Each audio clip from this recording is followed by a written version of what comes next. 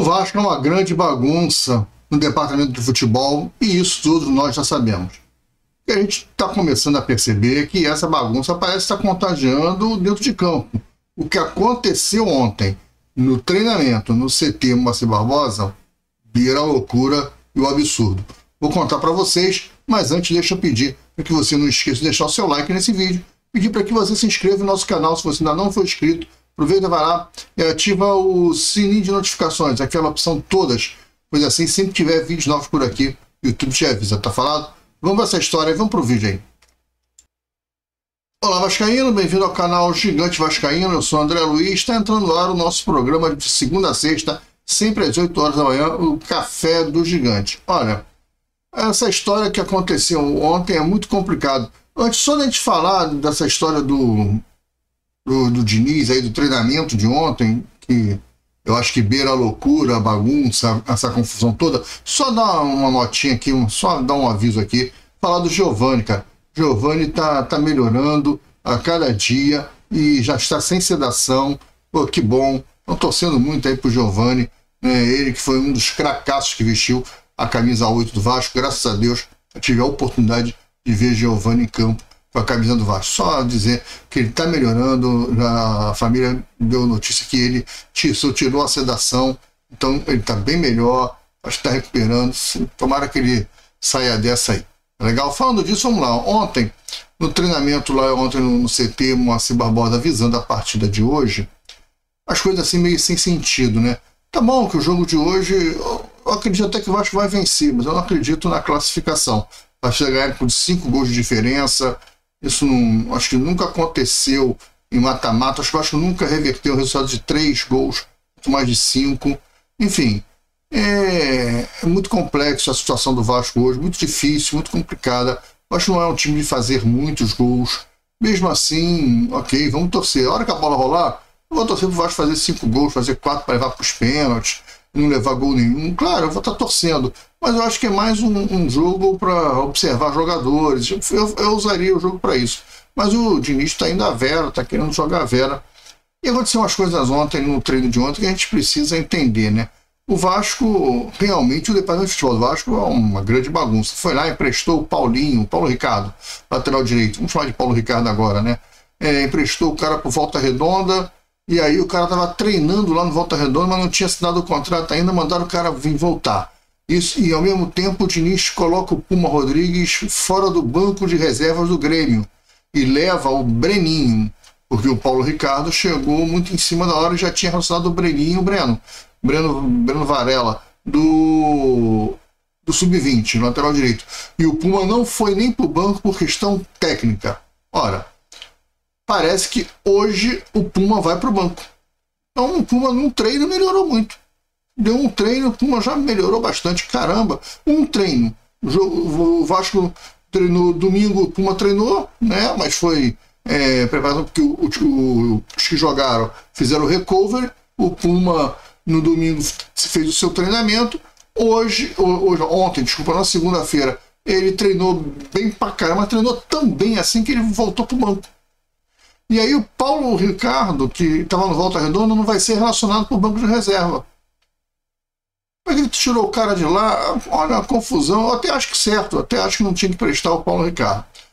Até acho correto. Ao mesmo tempo, ontem, um jovem jogador do Vasco, que era titular até pouco tempo atrás, o Luiz Gustavo, recebeu a espetacular notícia que ele foi convocado para a seleção Sub-20. Vai fazer 2 amistosos agora, em agosto, e depois vai disputar o Mundial na categoria.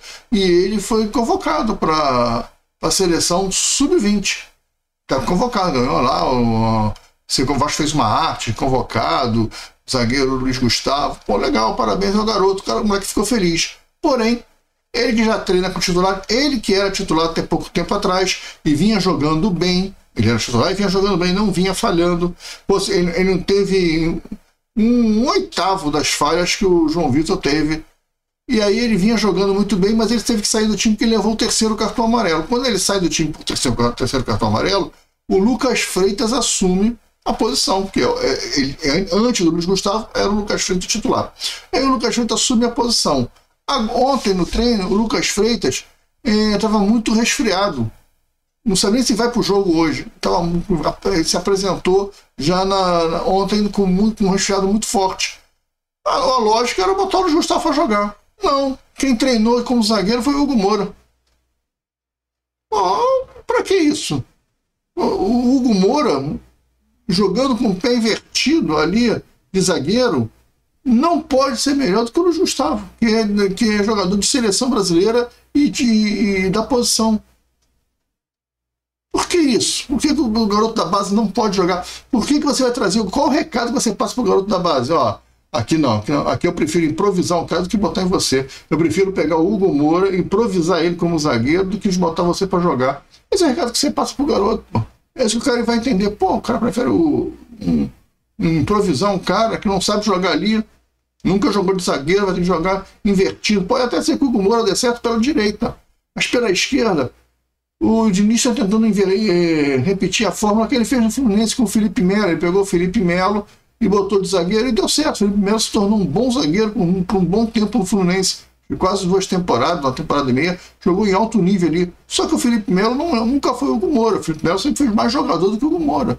Tem que se entender isso, cara. O Felipe Melo chegou a jogar em grandes clubes, já era um cara veterano, muito experiente, diferente do Hugo Moura, cara.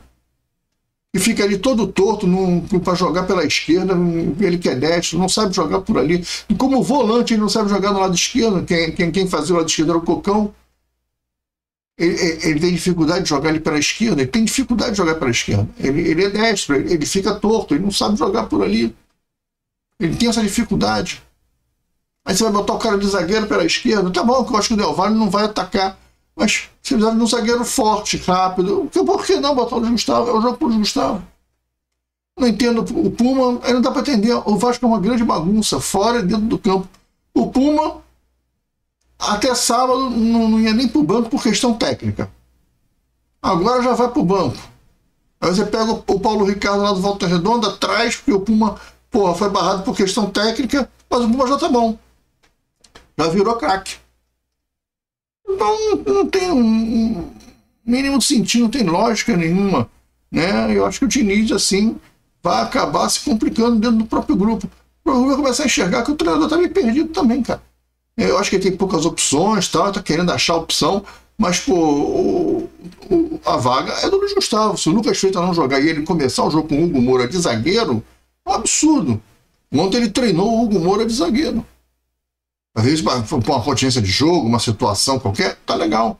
Mas ele tem feito isso, ele tem tirado o zagueiro e colocado um jogador de meio de campo com o Hugo Moura virando sempre zagueiro. Ele tem feito isso. Isso é errado. Já deu para ver que o Hugo Moura não vai saber jogar por ali, não vai dar certo.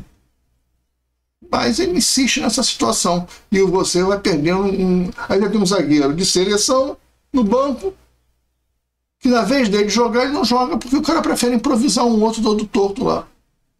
É muito complicado do ser base do Vasco. Ser base do Vasco é muito difícil. Olha, se o cara ser base do Vasco, realmente é muito difícil. Tem que ir para outro clube, tem que ser vendido, porque a nível de carreira de jogador, porque no Vasco o cara não tem chance nenhuma. É um absurdo. O Vasco é uma grande bagunça. Vamos ver como é que o Vasco vai se comportar nesse jogo de hoje. Vamos ver quais são as ideias, as opções do Diniz. É um jogo para não se estressar. Eu acho que não é um jogo para você buscar resultado, que o Vasco não vai conseguir. Para mim, o Vasco vai vencer a partida, mas não vai se classificar. E entender como o Diniz está pensando esse elenco do Vasco aí. Um elenco curto, realmente. Eu acho que o Diniz entende que ele tem no máximo 14 jogadores. Ele usa 13, ele tem no máximo 14. Eu acho que é isso que ele enxerga, que ele tem um banco que ele só pode fazer 2 ou 3 substituições, o resto ali só para preencher espaço.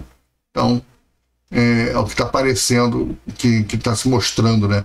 Então, vai ver, o cara também já está insatisfeito, já está chateado, vê que a diretoria não se movimenta, não contrata ninguém, o tempo vai passando, você só tem notícias que o Vasco sondou, mas não fez proposta, o Vasco nunca faz proposta por ninguém, tudo muito difícil, tudo muito complicado. Falado? Galera, é isso. Daqui a pouco, na hora do almoço, tem o programa Almoço do Gigante. Hoje não tem o resumo gigante, porque hoje a gente vai entrar com a nossa live às 8h15 da noite, às 20h15, a gente começa a nossa live de pré-jogo para Vasco da Gama e Independente Del Valle. Tá falado? Fique com Deus, um grande abraço, até o vídeo logo mais, um excelente dia para todos nós. Fui. Tchau.